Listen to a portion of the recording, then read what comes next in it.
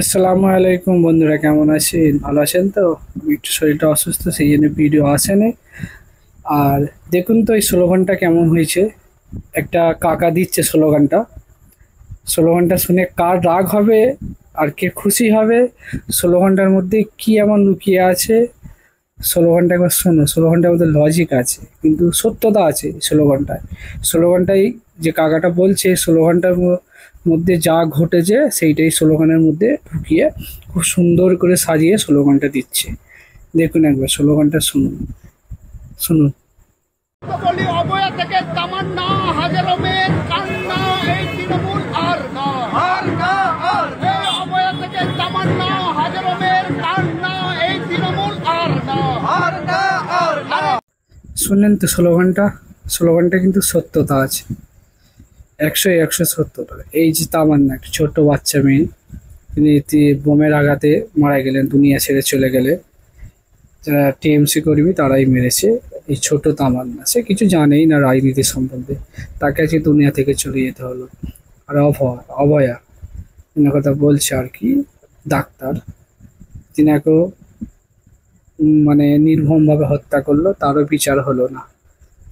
এখানে মানুষ বিচার পাচ্ছে না, মানুষের হক দিয়ে পাচ্ছে না, জিনিসপত্রের দাম বৃদ্ধি। আর এখানে আমাদের রাজ্য সরকার মানুষকে খুশি করার জন্য পুজোতে 1,10,000 টাকা অনুদান দিচ্ছে। এ হাসপাতালে ডাক্তার নেই, স্কুলে টিচার নেই, বই খাতা, চেয়ার টেবিল এসব কিছু নেই, পুজোতে দিচ্ছে 1,10,000। এতে আমাদের কোনো সমস্যা নেই। 1,10,000 কেন, তুমি 2,00,000 টাকা দাও। আগে এসব জিনিসগুলো ঠিকঠাক করে দাও, সেখানে গেলে মানুষ শিক্ষা করবে, বাচ্চারা শিক্ষা হবে, সৎ আদর্শ বাচ্চা তৈরি হবে। সেখানেই অবস্থা খারাপ। আজ রাস্তাতে শিক্ষকরা, তাদের একটা কিছু হিললে করে দাও, তবেই তো ভাববো তুমি এক নম্বর মানুষ। মানুষ রাস্তায় পুজো করে কি করবে? আনন্দ করবে? পুজো করে কি করবে? তারা আনন্দ করবে? 1,10,000 দিচ্ছ, তাদের চাকরিটা পাইয়ে দাও। যে চাকরিগুলো চলে গেছে, সত্যতা প্রমাণ করে তাদের চাকরিগুলো পাইয়ে দাও। তারা রাস্তায়, মানুষ বিচার পাচ্ছে না।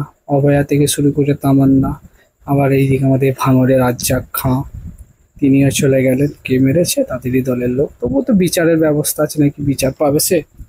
কি বলেন? যে অন্যায় করেছে বিচার পাবে, সে যেই দলেরই হোক। অন্যায় যে করে সে অন্যায়কারী, সে যেই দলেরই হোক, তাকে বিচার, তাকে শাস্তি দিতেই হবে। একটা আমার সোজা সাপটা কথা, কোনো কথা নেই। আর এখন আমাদের রাজ্য সরকার পুজোতে দিচ্ছে 1,10,000। মুসলমানদের কিছুই নাই, কিছুই নাই। ঈদের ছুটিটা বাড়ানোর কথা বলা হয়েছিল, তাও হয়নি। নবী দিবসে 2 দিন ছুটির কথা বলা হয়েছিল, তাও হয়নি। ঈদের সময় কিছু কাপড় চোপড় আসে বুথ ভিত্তিক, ধরুন একটা ওয়ার্ডের বুথের যে সভাপতি আছে, বুথের যারা দায়িত্বে আছে, তাদের কাছে পাঠায়। ওই এমন পোশাক পাঠায় ঈদের সময়, মানে এমনি যদি ছিঁড়া ছাড়া পরে থাকে তবু বোঝা যাবে, যদি সেইটা পরে মনে হবে সে ভিখারি, আরো ভিখারি, খুব গরিব। এমন কালার, এমন কালার পোশাক দেয় নিম্নমানের। আর তাও আবার দেয় কাদেরকে জানো? যারা ধরুন দায়িত্বে আছে, খালাতো ভাই, ভৌতো ভাই, মামাতো ভাই, যারা গায়ের গায়ের লোক, তাদেরকে দেয় ঈদের সময়। তাও নিম্নমানের, বেশি দামি নয়। এদিকে দিদিমণি পুজোতে দিচ্ছে 1,10,000। তুমি বেশি করে দাও, বেশি করে দাও, কোনো সমস্যা নেই, কিন্তু এসব কাজগুলো আগে করো।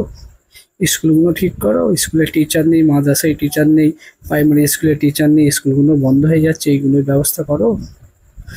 রাস্তায় চাকরি হারারা চাকরি পাওয়ার জন্য আন্দোলন করতে, তাদেরকে কিছু বলো, আশ্বাস দাও যে দেওয়া হবে। এসব কর, টাকা দিতে হবে না। মুসলমানদের তো টাকা লাগবে না মসজিদ করার জন্য, আল্লাহর রহমতে মুসলমানের অনেক টাকা আছে। যদি একবার কেউ বলে না যে এই জায়গায় মসজিদ করবো, আল্লাহর রহমতে অনেক টাকা আছে। মেন কথা সরকার এই জিনিসে আমরা এসব করতে চাই না। আমাদের একটা আছে, সরকার এই জিনিসে করতে চাই না আমাদের। বুঝতে পেরেছেন?